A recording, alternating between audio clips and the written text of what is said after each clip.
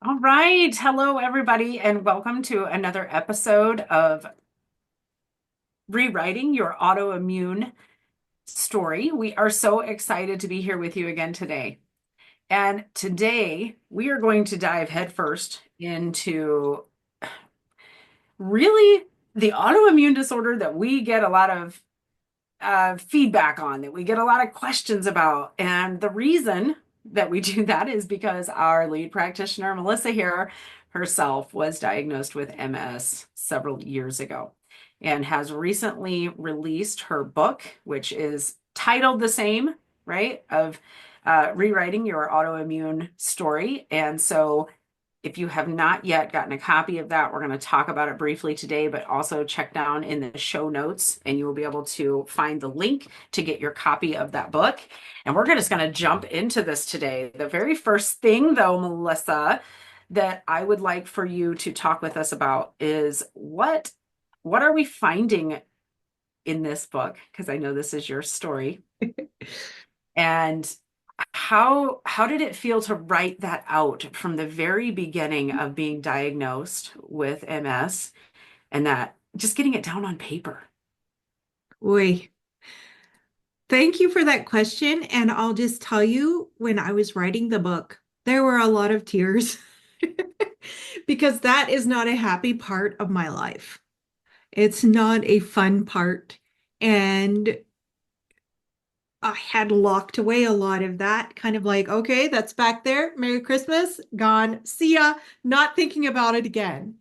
And so to really be able to lean in and write this book, I had to revisit those things and really lean into what it felt like, the symptomology that I was struggling with at the time, all of the other things. So, yeah, it was an emotional journey, but what I loved about being able to write the book is I got to not just tell you the icky stuff and the sad stuff, but I got to walk you through what a recovery journey looks like and feels like and is. And then, Yeah. like in the last part of the book, I get to kind of walk you through how we help our people now, Mhm. how we help them actually understand what's happening and why, and then do something about it. Yeah. That's so cool. I love that.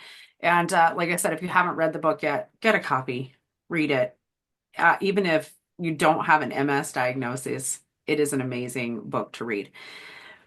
One of the really prevalent things, though, that I've seen in working with you and working with our clients, and a big question that we get. So, Melissa, you were diagnosed with MS, and now if we were to go do testing on you, we would not find markers that would say that you have MS. And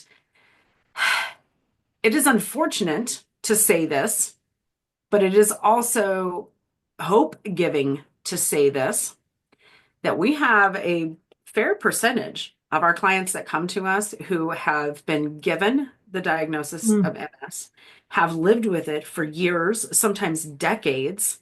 Yep. Then we run appropriate testing Yeah. to find out what's going on.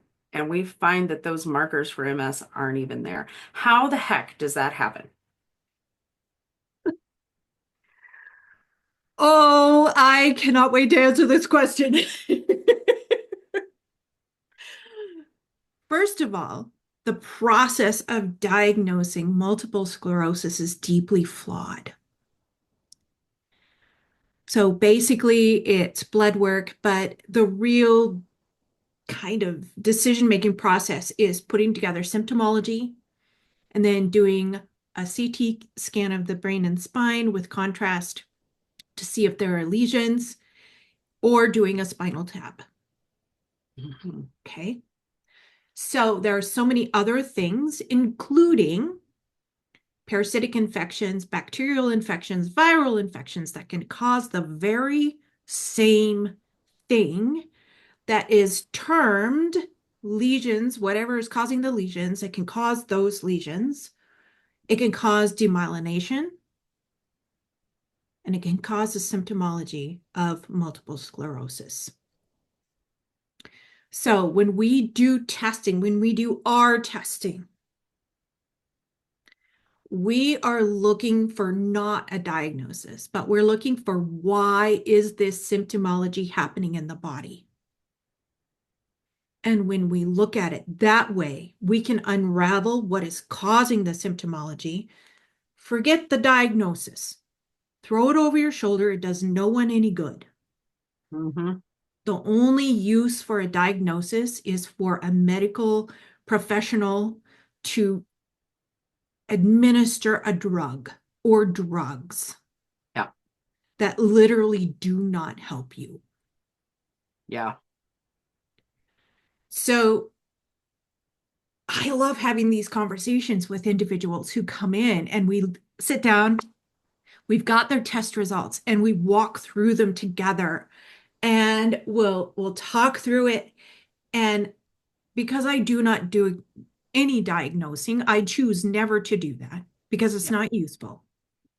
By the end of the conversation, I'm starting to see the light come on as we're Mm-hmm. looking through labs. And at the end of the conversation, I have had more than one person burst out, "You mean to tell me I do not have multiple sclerosis?" And they are mad. Yeah. I Because can imagine. this is something they have taken on and worn like a badge of something, a heavy burden on their shoulders. Because once they're told they have multiple sclerosis, then there's all the information and the influx of, oh my gosh, you're never going to get better. This is the only thing we can do is give you all these meds that make you feel horrible and are distracting your body systems on the inside. This is the only thing you could do. Yeah. Like, you mean I have been fed a load of Mm-hmm. Yes. I can imagine that's infuriating. just a little. I can imagine that is absolutely infuriating because what I'm hearing when you're going through this and you're describing what happens and how these diagnoses take place, and I do understand this, but I'm going to break it down like I do so often. A doctor is really required to Yeah. give you a diagnosis, to Yeah. label you with something Yeah. in order for the insurance company to then recognize that you are sick, right? And say that they will pay for whatever treatment that it might be that you need. I'm doing quotation marks if anybody's just listening, in order to manage the symptoms that the doctor used in order to stick this label on you. It's the only thing it's good for. It's the only thing it's good for.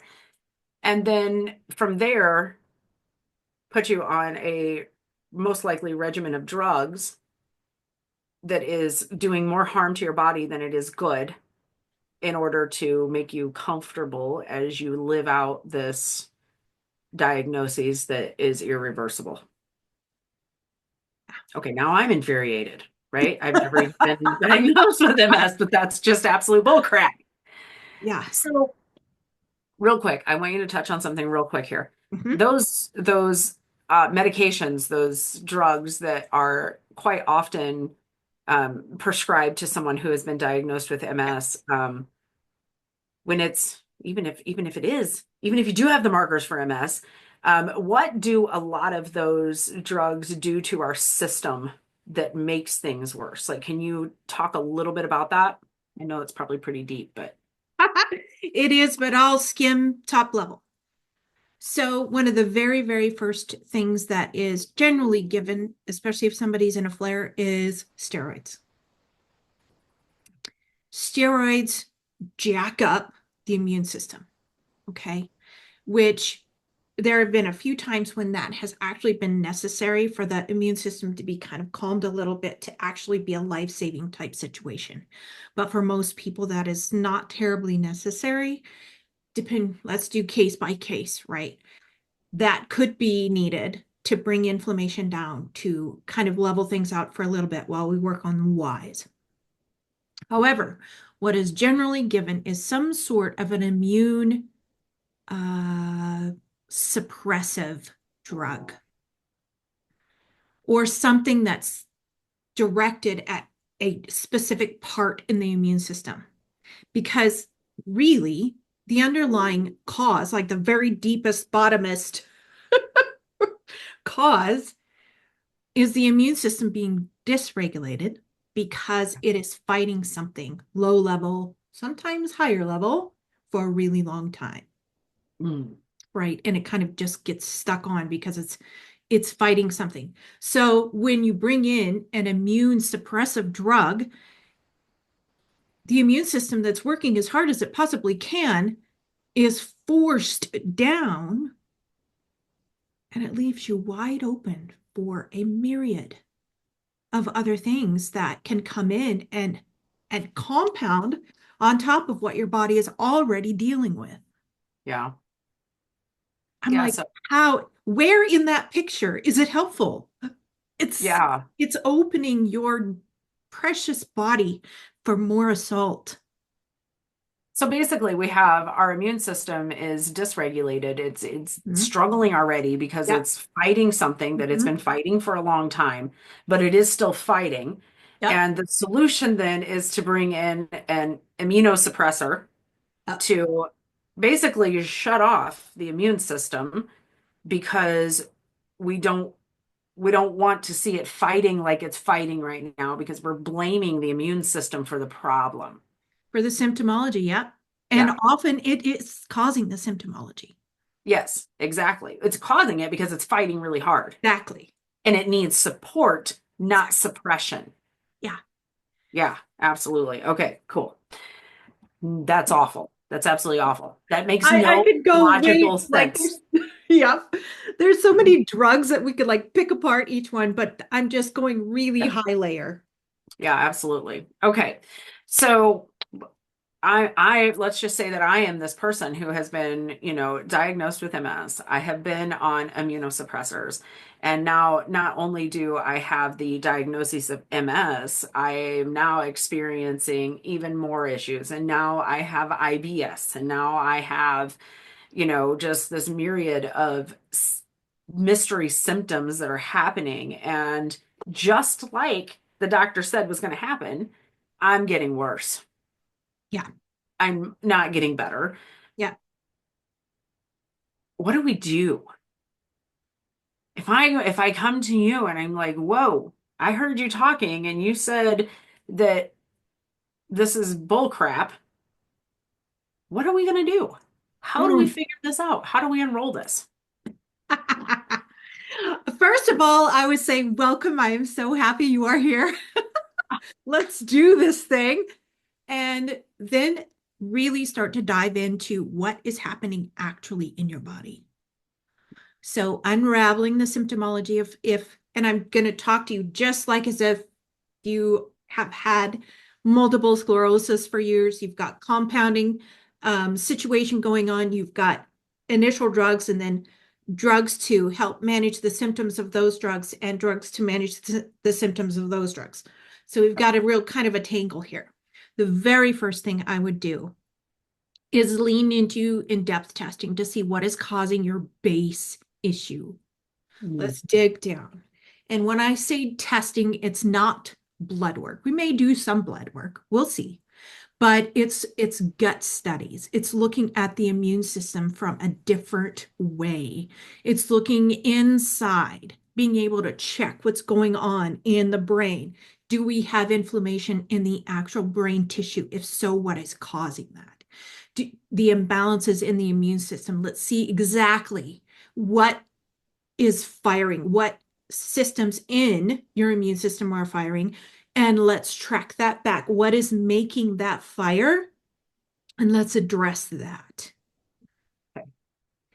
When you're in a neurologist's office, you're not going to be told that you can do this type of testing because they can't or won't. Yep. Actually, they can. They just won't. Hmm. It is not covered by insurance. And maybe someday it will be, but I'm not going to hold my breath because this type of testing, we get to understand what's happening in the body and why. and we're able to help people become well. It is not a money-making operation for any drug companies. Yeah. So why would they support this, right? But Yeah. this gives us the answers for why. Why? And when we know that, we can address it. Yeah. Absolutely. So we're able to do testing Yep. that actually helps us understand if someone has brain lesions, why that's happening. Yes. All right. So I'm going to ask this question because I know a lot of people wonder this. If we're not doing blood tests, what type of test are you doing, Melissa, that allows you to see what's going on in the brain? Oh, thank you for asking this. So we use a blood spot for this, believe it or not. We're able to dig into how the blood responds to specific stimuli in the lab. So this is a revolutionary test that we actually have access to that has changed how I'm able to help people who have any type of a neurological issue, right? But not only do we get to see, is there inflammation in the brain? What pathways are being inflamed? But we also get to see what it is. Mm. We may need to do some additional testing to, kind of track that what back, but we're not left going, well, I don't know what causes it. Yeah. So this test, basically we are taking blood, Yeah. but then we are exposing the blood to different stimuli in the lab Mhm. that helps us to understand the neural reactivity. Yeah. Correct? Okay, great. We I can just wanted to go see, high level there. yeah, we can see if there's active demyelination. We can see, if there's actual autoimmunity activity in the brain tissue. And I always pair that with a barrage of other tests, though. We choose those very carefully for each client, but because I want to see big picture. I want to understand all the pieces because the neurological stuff, it didn't start there. It started somewhere else in the body and it became big enough that it ended up affecting the neurological system. So we Mhm. need to not just look at that. We need to look at the whole thing, the whole body, because unless we do that, we get kind of blinders on. Yeah, which is what happens in the medical world. There Yeah. are blinders that are on. They see a particular symptom, and well, when we see this symptom, we know that it means this because that's what we've said it's meant for so long. And then they only look at that one thing, which is not what it is. So I think that that's really cool, and thank you for going more in depth on that there. Um, I just want to say, so we're keeping this episode kind of short today, and the reason why is because we could go into so much Mm. information surrounding MS and MS diagnoses and MS treatments and all of this. Yeah. But the bottom line is there is something going on in Mhm. your body that the doctors have looked at the symptomology and they have decided to label it as MS and have said there is nothing we can do about this except for immunosuppressors and to make it worse, basically, then make it better. And so, what we want you guys to know today is that it does not need to be that way. And there's a really high probability that you don't even have all the proper markers for MS. And I may make some people angry with that, especially if you have taken that diagnosis and you're holding on to it and it's, I have MS, right? You may not. And it may be simpler than you could imagine to Yep. start feeling so much better, so much better. Melissa's living proof of this, along with many other clients that we have worked with. Again, grab the book. I grabbed the book. If you have not done so, and I just have this like little cover page here that I printed out, Reversing Your Autoimmune Story. This has all of the information in there on everything Melissa went through from diagnosis through recovery, and then the information on how she did it and how she helps our clients today to do that. So I will drop that down into the show notes today so that you can click on that and grab it. We are running a special on it right now through the end of the year. So grab a copy. It's less than your coffee probably that you get every day at the Starbucks or and whatever barista that you go to, and you're going to get so much out of this. Okay. Melissa, what would you like to say to kind of round this out today as we close out today's show? Oh, I think the thing I would love to leave you with is that your body has the ability to be well. It just does. And when you're feeling like crap, that's a really hard thing to hold on to. Been there, done that, walked through it. And like you'll see this in my book, I had no preconceived ideas that I would ever get better. I'm not one of these people that went into this and was just like, oh, I know I can beat this. I had accepted it, right? Until some wonderful people came into my world and helped me learn differently. And I get to walk this road now, fully recovered, have been since the age of 40. And I was told by my neurologist that I would very likely be bedridden by the age of 45. I'm 48. And maybe not even still alive by the age of 50. You guys, our bodies are so crazy amazing. And if we give them the tools they need to be well, they will be. Absolutely. Thank you, Melissa, for that. And thank you, everybody, for joining us today. We look forward to seeing you on our next episode. And until then, we wish nothing more than well-being for you, for your family, and for everyone around you. Thank you so much. Have a great day.